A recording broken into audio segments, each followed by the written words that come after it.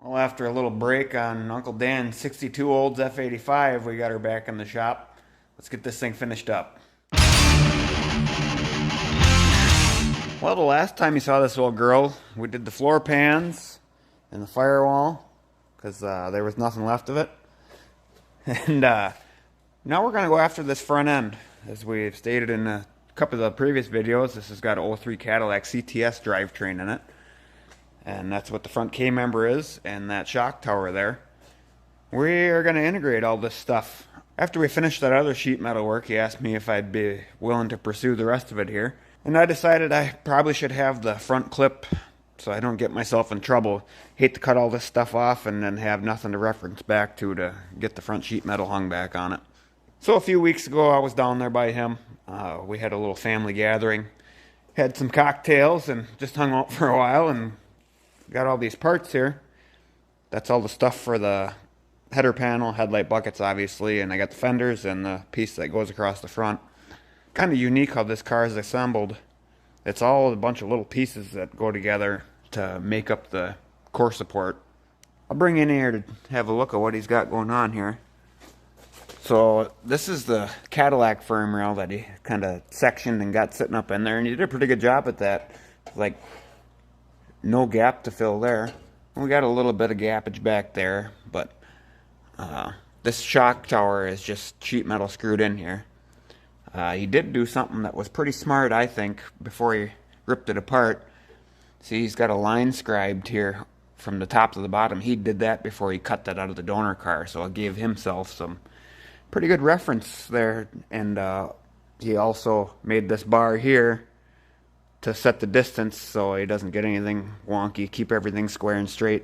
He'll be the first one to tell you he's not a fabricator, and there's no shame in that. I think that actually takes some balls to admit or to ask for help. So kudos to you, Dan. I do know he's built a ton of stuff carpentry wise, so he does know how to build stuff plumb and straight and knows how to pay attention to detail in that regard. So in my head, I'm thinking that well, that cowl is all junk. It's rotten. I think rather than trying to patch all this stuff up, I think we'll just cut most of it away and get rid of it. It's not doing us any favors here anyway. And what I'm seeing maybe is that angle iron that we dropped down in there. I think I'm seeing a piece of roll bar tubing coming up and catching the edge of this tower and then tying back into the frame rail just to give this some support from wanting to bend up. And again, that's why I needed the fenders, so I don't get any tubing in here that's going to occupy the same space as where the fender is. So, well, I think our first plan of attack here is going to be to try and weld all that stuff in that we can weld, as far as the frame rail, shock tower, just so we don't lose the location where the suspension needs to be before we start cutting stuff apart. So I'll shut my mouth and get to work, get some tunes cranking in here.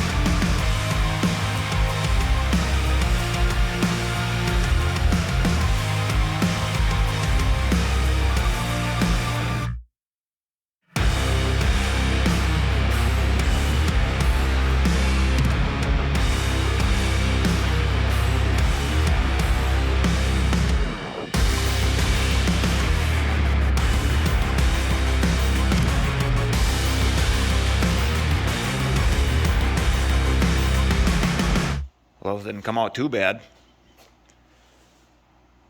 The Cadillac rail kind of just blended right in there. Rather than piecing in a bunch of little chunks and sections here, I figured to just plate the whole works. This Cadillac sheet metal sure is a bitch to weld. There's some type of glue between these layers here. When you penetrate through the first piece, it immediately explodes and blows out on you. So you really got to move when you're welding that stuff so you don't go through the first layer. And as you see, I plated in that other side, and I just got this side done. Figured you didn't need to see it twice. Still kind of racking my brain how to attack this situation here. Hate to get too gung-ho on the cutting here and regret it later. I think I'm going to start by cutting what's left of this inner fender out here and try to expose that angle iron and go from there, I guess.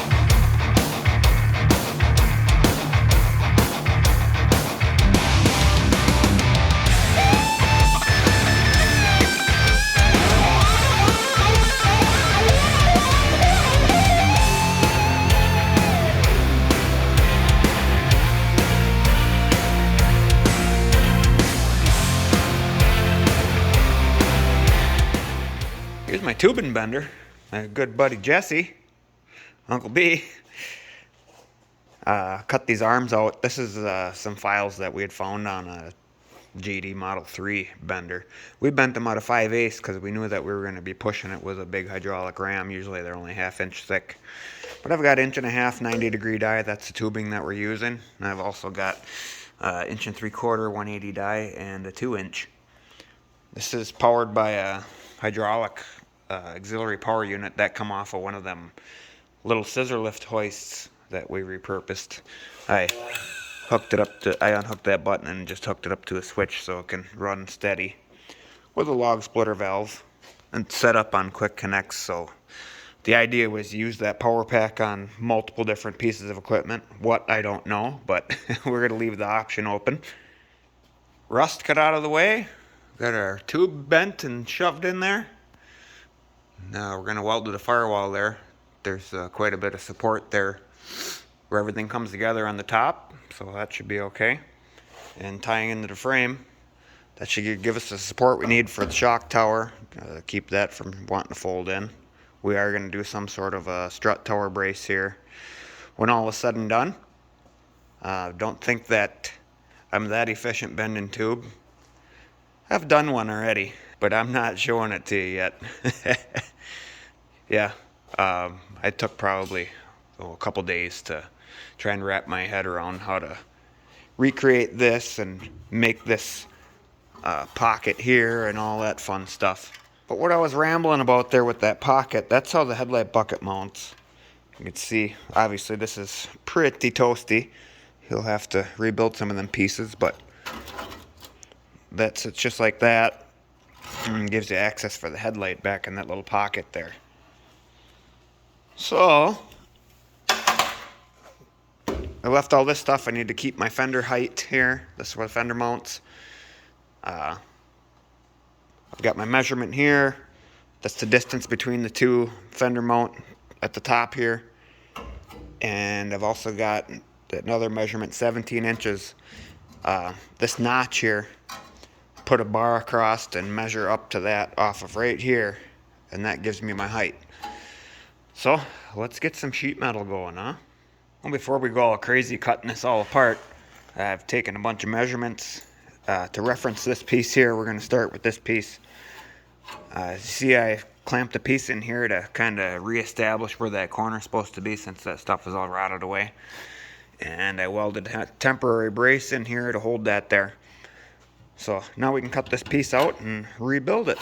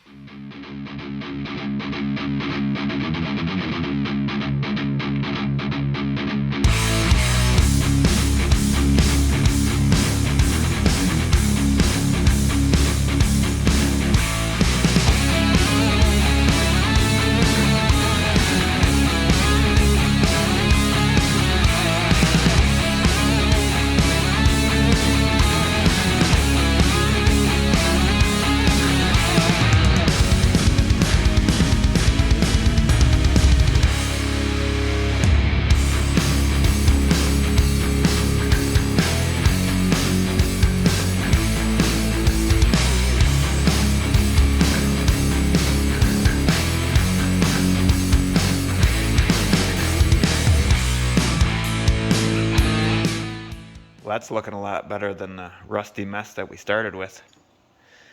It took me, like I said, a couple days, probably 3 days of staring at this thing to figure out how I was going to recreate all these shapes. The main thing here is don't mutilate your pieces when you take them apart, and have a solid game plan. You see, I left that original piece here before I had all this completed, just so I had my reference to capture all that geometry. Even though these pieces are just rotted out and dead, they still work as a template. Pretty much nailed that geometry there. Like I said, took a lot of reference measurements. The hoist is down on locks, so I was able to measure from the floor to this piece. This comes up at an angle, so I got measurements in these different areas. And let's see.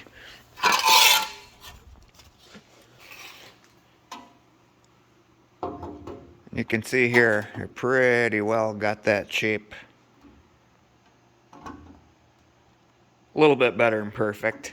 And I rolled these beads in there in that step. Put the strength back in it. Quite a bit of stretch going on here. You can see that kind of nice bubble going there. That planishing hammer really helps with that, because you can just whale the hell out of this, and it looks like hell, and run it through the planishing hammer and take all your hammer marks out. But yeah, again, about saving your pieces and not mutilating them, taking them off. I use that piece to transfer my holes. The old hole punch. Gotta change the dies on it, put the right size in, but get those holes punched. And we've got our template stuck in there for the final piece of the puzzle. Well, 2 pieces, I guess.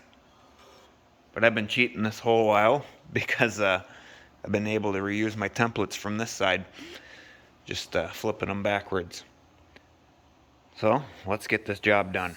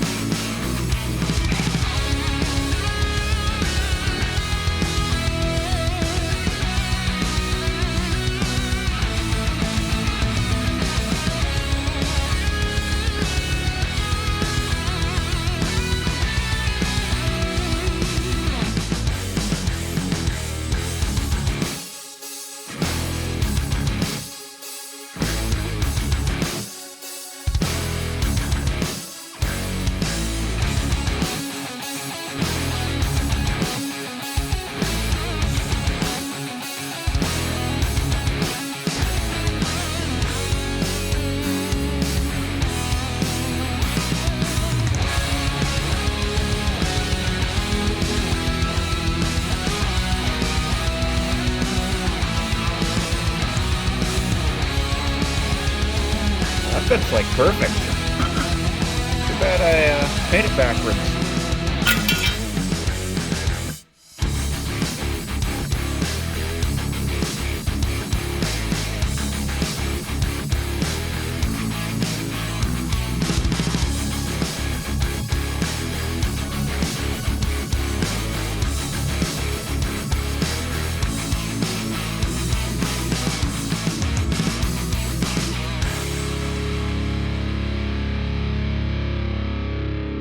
Well, there she is, tube and tin. It's a few weeks later. I think I hear old Dan coming up the driveway to pick her up.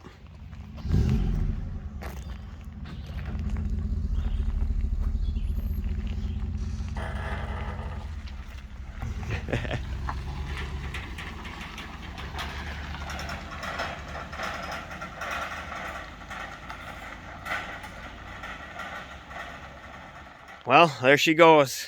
3 hours back south. That was a challenging project, but I learned a lot and had a lot of fun working on it.